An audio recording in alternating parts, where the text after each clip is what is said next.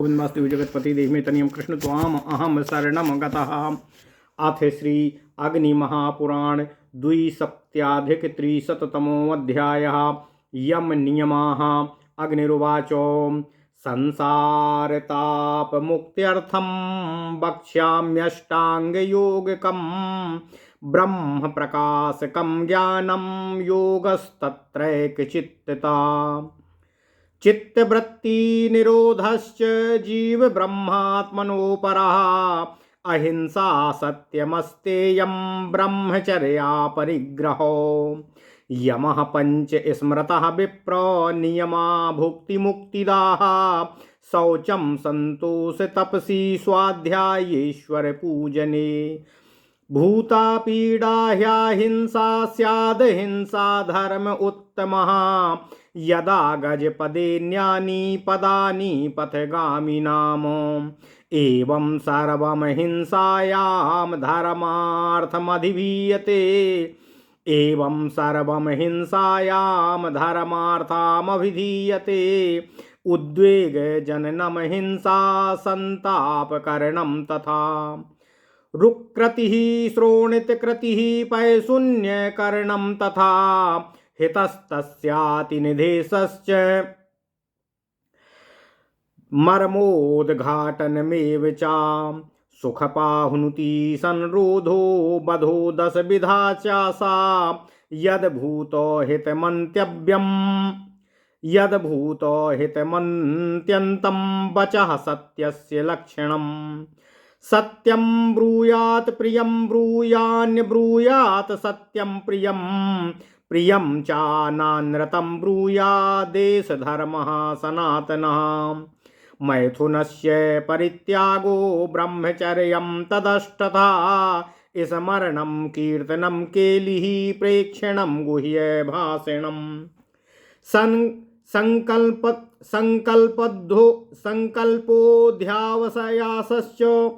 संकल्पोऽध्यावसायश्च क्रियानिवृत्तिरेव च एतन्मैथुनमष्टाङ्गं प्रवदन्ति मनीषिणः ब्रह्मचर्यं क्रियामूतमन्यथा विफला क्रिया वसिष्ठश्चन्द्रमा शुक्रो देवाचार्यः पितामहः तपो वृद्धा वयो वृद्धास्तेऽपि स्त्रीभिर्विमोहिता गौड़ी पैष्टी चा माधी चा विज्ञेयास्त्रिविधासुराः चतुर्थी स्त्री सुराज्ञेया यदे चतुर्थी स्त्री सुराज्ञेया ययेदं मोहितं जगत माद्यति प्रमदां दृष्ट्वा सुराम पीत्वा तु मद्यति यस्माद् दृष्टमदा नारी तस्मात् तां नावलोकयेत यद्वा तद्वा परद्रव्यं पहत्या बलान्नरः अवश्यं यतितिर्यक्त्वं जग्ध्वा चैवाहुतं ह्यवि कौपीनाच्छादनं वासः कन्थां शीतनिवारिणीम् पादुके चापि गृह्णीयात् कुर्यान्यास्यस्य संग्रहं देहास्थितिनिमित्तस्य वस्त्रादेः स्यात् परिग्रहः शरीरं धर्मसंयुक्तं रक्षणीयं प्रयत्नतः शौचं तु द्विविधं प्रोक्तं बाह्यमभ्यन्तरं तथा मृज्जलाभ्यां स्मृतं बाह्यं भावशुद्धिरथान्तरम् उभयेन शुचिर्यस्तु सह शुचिर्नेत्रः शुचिः यथा कथञ्चित् प्राप्त्या चासन्तोष्टुष्टिरुच्यते मनसश्चेन्द्रियाणां च ऐकाग्र्यं तप उच्यते तज्जयः सर्वधर्मेभ्यः सह धर्मः पर उच्यते वाचिकं मंत्रजप्यादि मानसं राग वर्जनम शारीरं देवपूजादि सर्वदं तु त्रिधा तपः अप्राणवाद्यास्ततो वेदाः प्रणवे पर्यवस्थिताः वाङ्मयः प्रणवः सर्वं तस्मात् प्रणवमभ्यसेत अकारश्च तथोकारो मकारश्चार्थ मात्रयाः।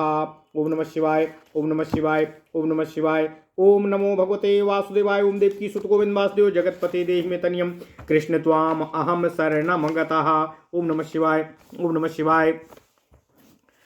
त्रिस्तो मातरास्त्रयो वेदा त्रिस्तो मातास्त्रयो वेदा लोका भूरादयो गुणाः जाग्रह स्वप्ना सुसुप्तिश्च ब्रह्म विष्णु महेश्वराः।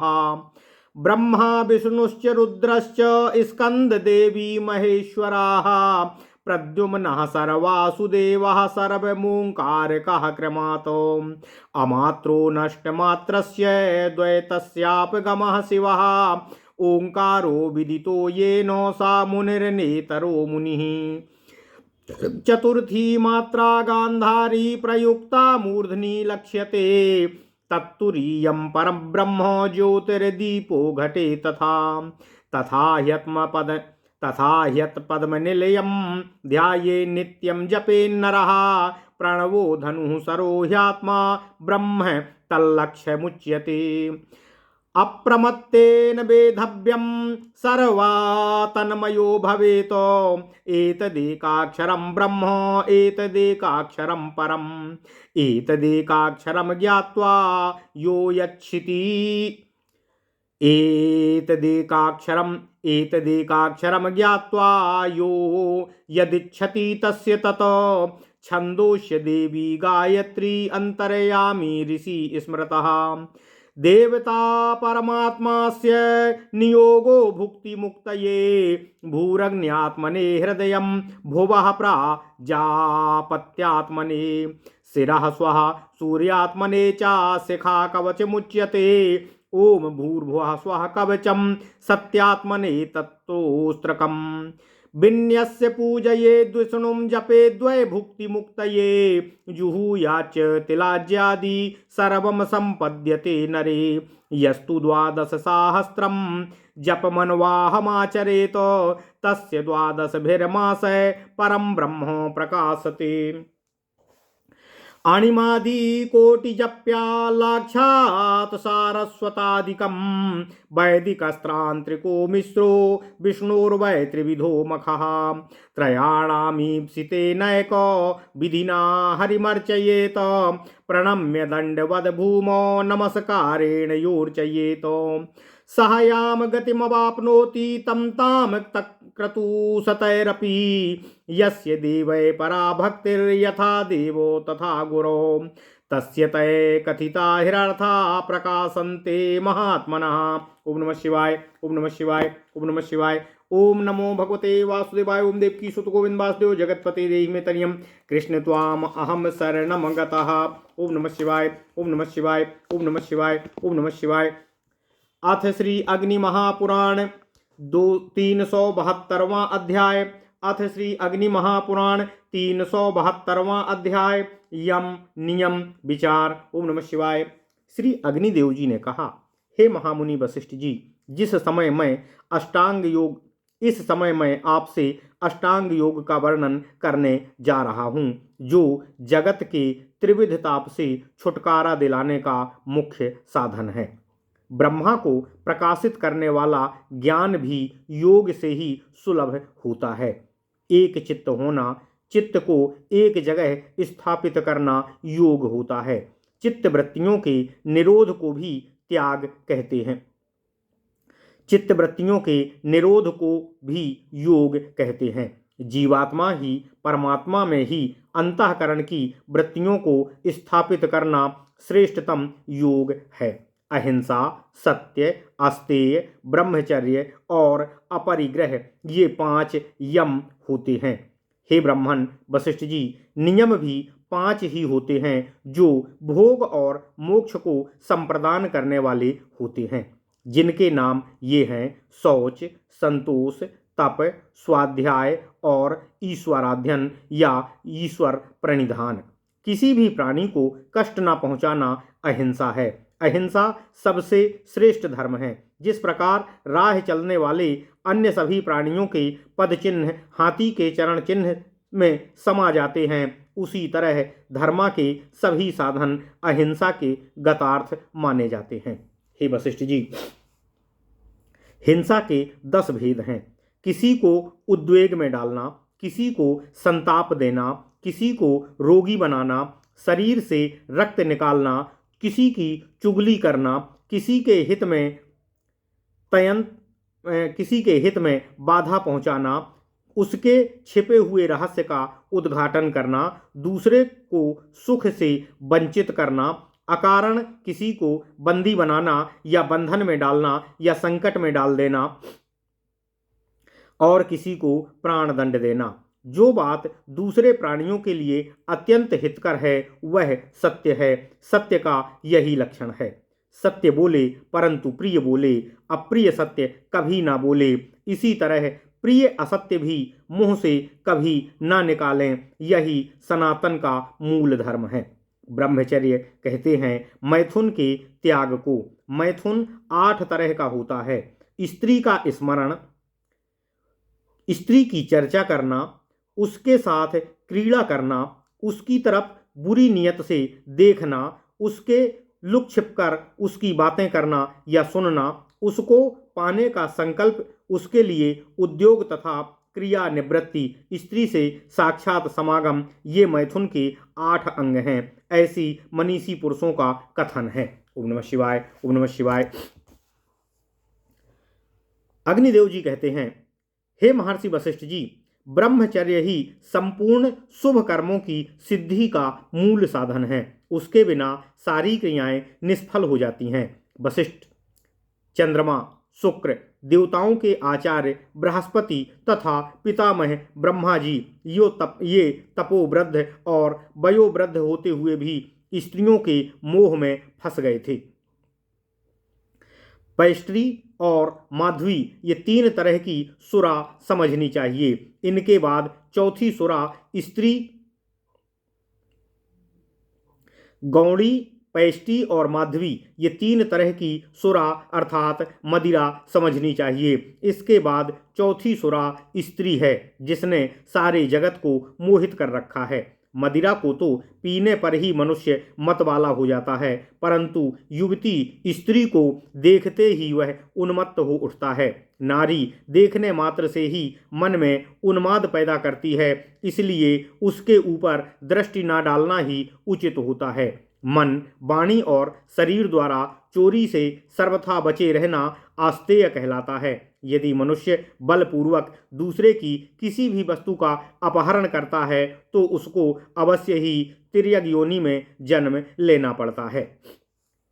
अग्निदेव जी कहते हैं, हे वशिष्ठ जी, यही दशा उसकी भी होती है जो हवन किए बिना ही, बलि वैश्वदेव के द्वारा देवता आदि का भाग समर्पित किए बिना ही हविष्य अर्थात भोज्य पदार्थों का भोजन कर लेता है। कौपीन अपने शरीर को ढकने वाला वस्त्र, शीत का कष्ट निवारण करने वाली कंथा अर्थात गुदड़ी और खड़ाऊं, इतनी ही वस्तुएं साथ रखने का निहितार्थ होता है। इसके सिवा और किसी वस्तु का संग्रह नहीं करना चाहिए, यही अपरिग्रह होता है। शरीर की रक्षा के साधनभूत वस्त्र आदि का संग्रह किया जा सकता है। धर्म के अनुष्ठान में लगे हुए शरीर की यत्नपूर्वक रक्षा करना भी एक धर्म है। ओम नमः शिवाय। अग्निदेव जी कहते हैं, हे वशिष्ठ जी, शौच 2 तरह का बतलाया गया है, बाह्य और अभ्यंतर। मिट्टी और जल बाह्य शुद्धि के साधन होते हैं और भाव की शुद्धि को अभ्यंतर शुद्धि कहते हैं। दोनों ही तरह से जो शुद्ध है वही शुद्ध है, दूसरा कोई शुद्ध नहीं है। प्रारब्ध के अनुसार जिस प्रकार जैसे जो कुछ भी प्राप्त हो जाए उसी में हर्ष मनाना संतोष कहलाता है। मन और इंद्रियों की एकाग्रता को तप कहते हैं। मन और इंद्रियों पर विजय पाना सब धर्मों में श्रेष्ठ धर्म कहलाता है।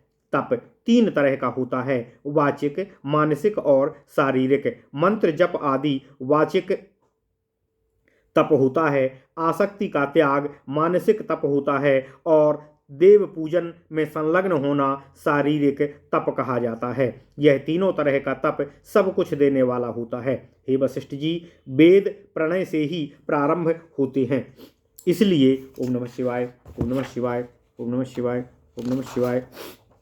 अग्निदेव जी कहते हैं, हे वशिष्ठ जी, वेद प्रणव से ही प्रारंभ होते हैं, इसलिए प्रणव में संपूर्ण वेदों की स्थिति निहित है।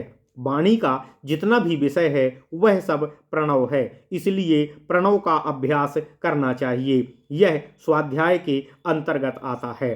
प्रणव अर्थात ओंकार अर्थात ओम में अकार, उकार तथा अर्धमात्रा विशिष्ट मकार, तीन मात्राएं, तीनों वेद, भू आदि तीनों लोक, तीन गुण, जागृत, स्वप्न और सुषुप्ति, ये तीनों अवस्थाएं तथा ब्रह्मा, विष्णु और शिव, ये तीनों देवता प्रणव रूप होते हैं।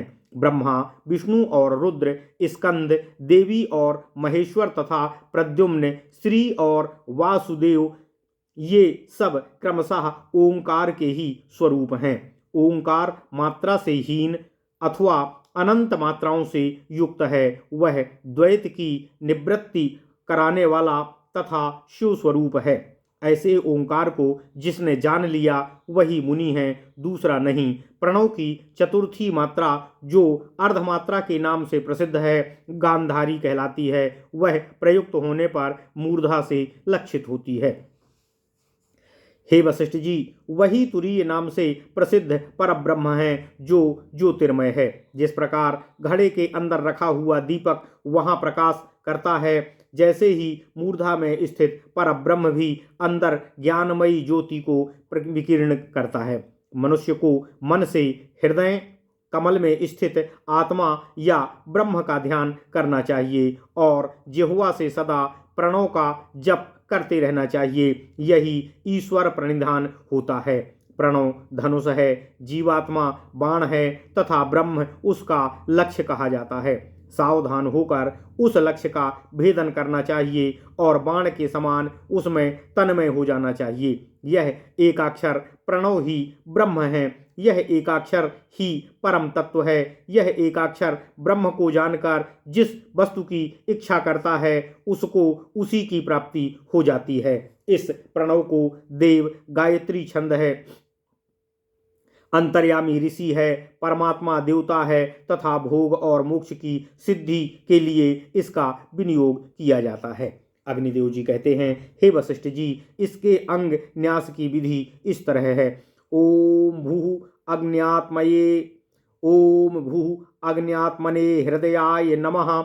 इस मंत्र से हृदय का स्पर्श करना चाहिए। ओम भुवः प्रजापात्यात्मने शीर्षे स्वाहा, ऐसा कहकर मस्तक का स्पर्श करना चाहिए। ओम स्वः सर्वात्मने शिखायै वसट, इस मंत्र से शिखा का स्पर्श करना चाहिए। अधुना अब मैं आपको कवच बतलाता हूँ। ओम भूर्भुवः स्वः सत्यात्मने कवचाय हुम, इस मंत्र से दाहिने हाथ की उंगलियों द्वारा बाईं भुजा के मूल भाग और बाएं हाथ की अंगुलियों से दाहिने बाह के मूल भाग का एक ही साथ स्पर्श करना चाहिए। तत्पश्चात पुनः ओम भूर्भुवः स्वः सत्यात्मने अस्त्राय फट कहकर चुटकी बजाएं। इस तरह अंगन्यास करके भोग और मोक्ष की सिद्धि के लिए भगवान श्री हरि विष्णु जी का पूजन, उनके नामों का जप तथा उनके उद्देश्य से तिल और घी आदि का हवन करना चाहिए। इससे मनुष्य की समस्त आत्माएं पूर्ण हो जाती हैं। यही ईश्वर पूजन है। इसका निष्काम भाव से ही अनुष्ठान करना श्रेष्ठतम होता है। जो मनुष्य प्रतिदिन 12,000 प्रणव का जप करता है उसको 12 महीने में परब्रह्म का ज्ञान हो जाता है। 1 करोड़ जप करने से अणिमा आदि सिद्धियां प्राप्त होती हैं। 1 लाख के जप से सरस्वती आदि की कृपा होती है। भगवान विष्णु का यजन 3 तरह का होता है, वैदिक, तांत्रिक और मिश्र। तीनों में से जो अभीष्ट हो उसी एक विधि का आश्रय लेकर भगवान श्री हरि विष्णु जी की पूजा करनी चाहिए। जो मनुष्य दंड की भांति पृथ्वी पर पड़कर भगवान को साष्टांग नमस्कार करता है उसको जिस श्रेष्ठतम गति की प्राप्ति होती है वह सैकड़ों यज्ञों के द्वारा भी दुर्लभ है। जिसकी आराध्य देव में परम भक्ति है और जैसी देवता में है वैसी ही गुरु के प्रति भी है, उसी महात्मा जन कहे हुए इन विषयों का उसी को महात्मा जन द्वारा कहे हुए इन विषयों का यथार्थ ज्ञान होता है। ओम नमः शिवाय। इस प्रकार महापुराणों में श्रेष्ठ श्री विष्णु वामपाद स्वरूप श्री कृष्ण द्वैपायन भगवान श्री व्यासकृत श्री अग्नि महापुराण अंतर्गत आगत विषयों का विवेचन संबंधी 372वां अध्याय पूर्ण हुआ। इत्यादि महापुराणे भगवान श्री वेद व्यासकृत श्री विष्णु वामपाद स्वरूपे श्री अग्नि महापुराण अंतर्गते यम नियम निरूपणम नाम द्विसप्त्याधिक त्रिशततमो अध्यायः। ओम नमः शिवाय, ओम नमः शिवाय, ओम नमः शिवाय, ओम नमो